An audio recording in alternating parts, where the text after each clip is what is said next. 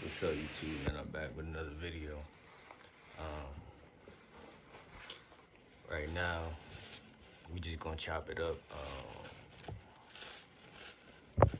Staying consistent like I ought to be, like y'all ought to be, and a lot of things is still hold on. A lot of things is still in the works. It take a long time to get where you're trying to go.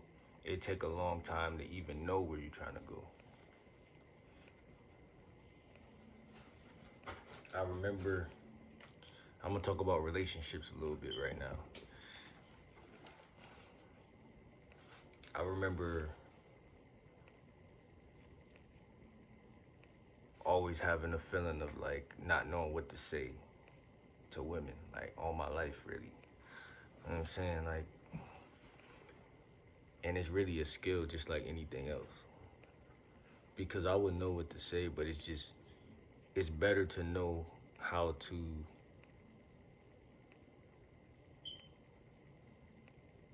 be good at dating, be good at it. Um, it's not telling her what she want to hear, but it's telling her what she want to hear. Like when they put on nail polish and shit like that, they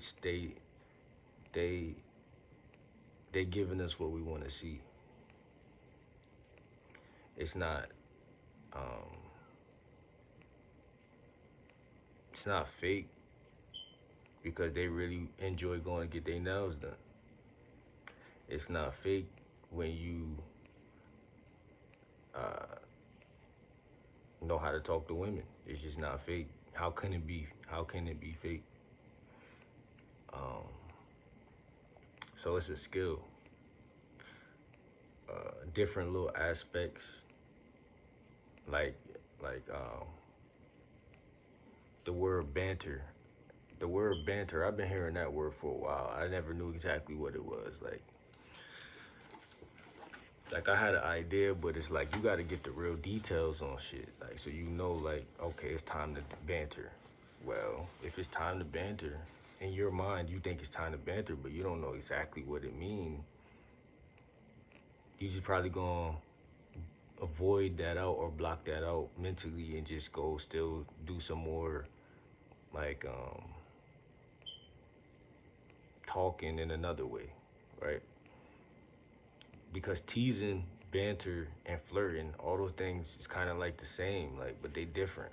Like, you know what I mean? So you gotta really distinguish them. And that's the funny part. It's like if I never knew nothing about construction, trying to figure out what's the difference between a screwdriver and a hammer. If I never knew, like, then I wouldn't know like what they talking about when I wouldn't know the little differences. So I noticed in my own conversations with women, like it's easier to say, okay, I'm about to tease her, and then go into my own arsenal, which is not fake, right? Because people think it's fake when it's canned, and it's not fake if you created it yourself.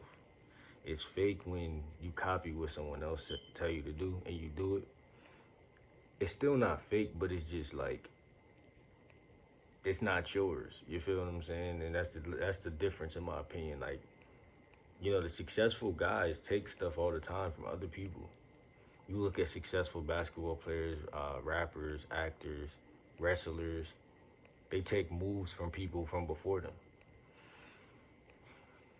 And then you wonder why you not excelling is because you too judgmental. You think you let people make you feel like pickup artist is fake.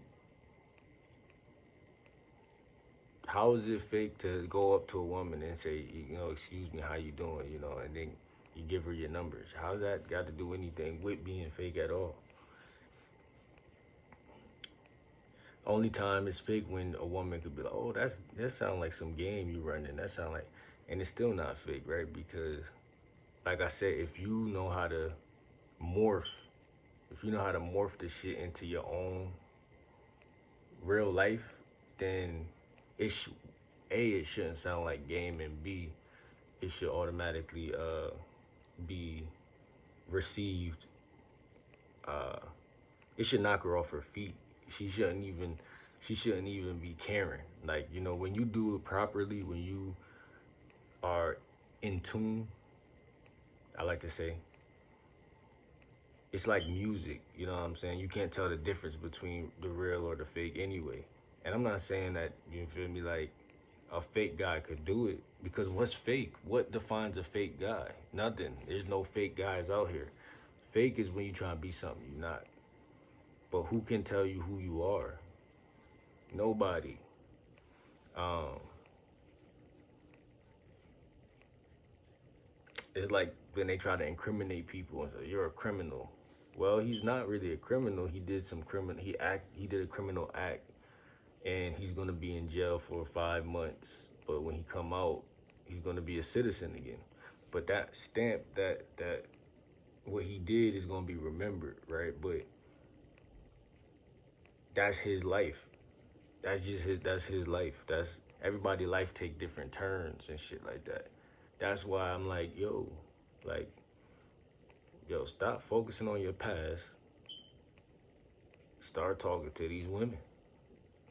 I was just listening to a dating coach earlier. He said, most women come to him complain about that they can't get men, and they're not flirting. You should be flirting every day, basically.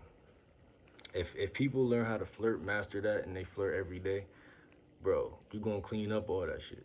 You gonna clean up all that shit. People don't got nothing. People don't got nothing to say when it comes to flirting. That's what it is.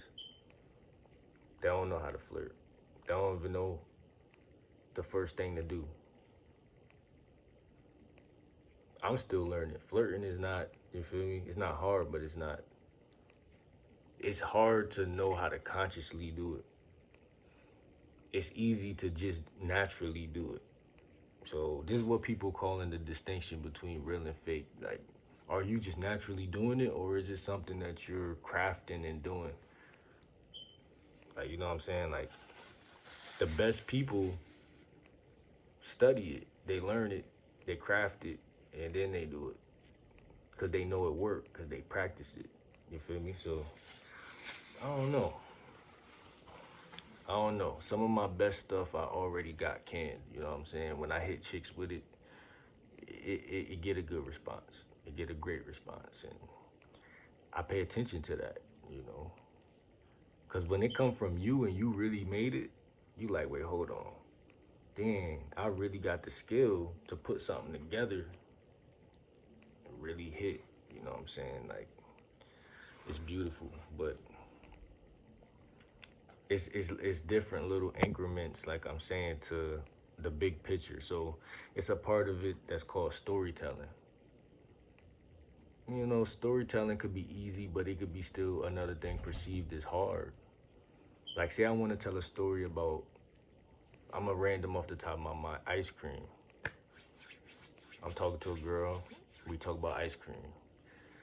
And the first image that pops up in my memory, because storytelling is about your past, not about your future. It's about your past. So the key to storytelling is like, I would think, I don't really eat ice cream now, I'm a vegan, but I think back to a time where I was young. And there'll be two different ice creams I will always like. You see how automatically I'm going in, you could feel the energy switch. Because it's real, right? Dairy Queen used to be across the street from the doctor's office when I was younger. And I used to always want either the banana split or the cherry cone, the cherry cone from Dairy Queen. So those were the two items on the menu I will always want, and even to this day. You see how I'm staying within myself and telling a story, and I'm not even trying right now, but it's coming off the tongue. It's easy. Even to this day, I could still taste the banana split because it had such a like a great taste. I don't know why. And but I still wrestle with which one is better between the banana split and the cherry cone, because even to this day, I can taste them both, and they both are equal in like in like goodness, like, you know what I mean? Like, and I'm a vegan now, but if I ever cheated, I wouldn't know which one to pick. And you see how I'm able to elaborate so effortlessly because it's the truth. And not only is it the truth, because I could make something up that's a lie about a dog that I never had. But I did have a dog when I was younger, so I could go with that story because it's real and it's easy to I could descript it. But see, it's the art of going back into the past, into that time frame, to the point where I'm effortlessly experiencing all that again. I could remember the dog was like, I think he was brown. I remember he slept at the bottom of my bed for the first time, like, and I looked down at the, like, I woke up one day and looked down, and